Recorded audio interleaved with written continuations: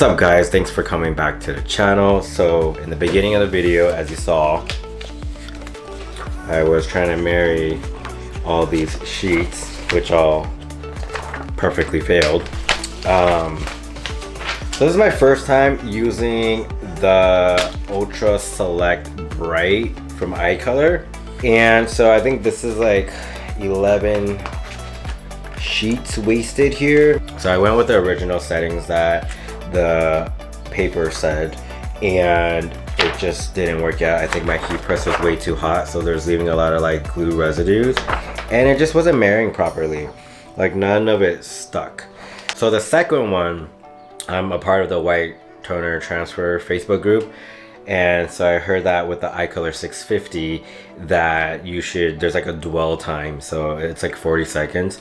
Yeah, no, that doesn't work because apparently mine got too cold too quickly, so that didn't come off. And then here we go again, too freaking hot.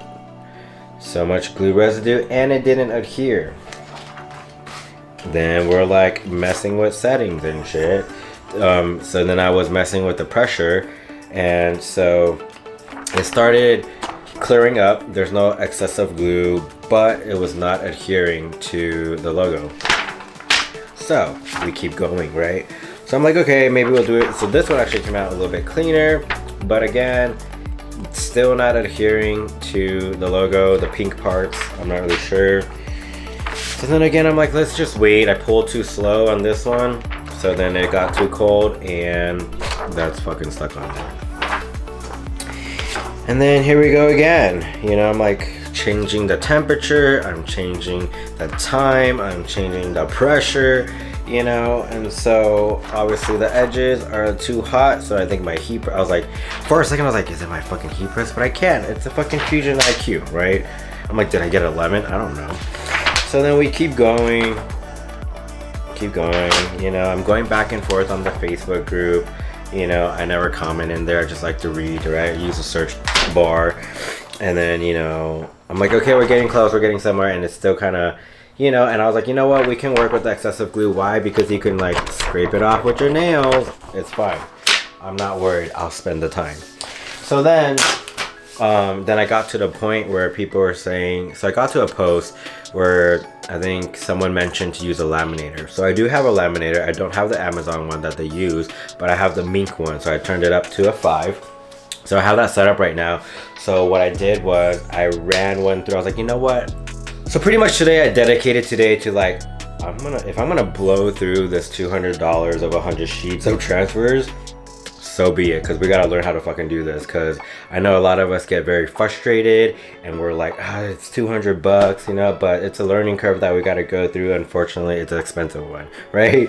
So I gotta get the process down somehow. And so I was like, fuck it, I'm at this point, I'll try anything.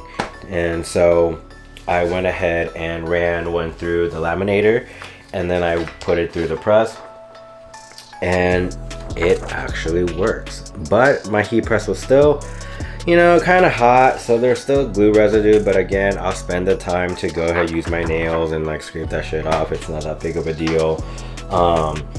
And so after that, we get cleaner ones. So I'm now messing with the time and temperature with my heat press, and I dropped my pressure down from like an 8 to a 5. And then I actually used a butcher paper on top, which actually did help. So after countless of wasting, you know, at least this is like 10, 12 sheets. I'm not, you know, out of 100. That's not too bad. But it still kind of hurts the pocket a little bit. But anyway, so I'm gonna go ahead and go through what I'm doing, and yeah, and I hope maybe this might help somebody. So enough bitching, complaining, and talking. I'm gonna go ahead and show you guys how I finally am doing this, and this is what works for me. But definitely play around with your settings, because every heat press is made different, everything is always different. So yeah, let's get to it.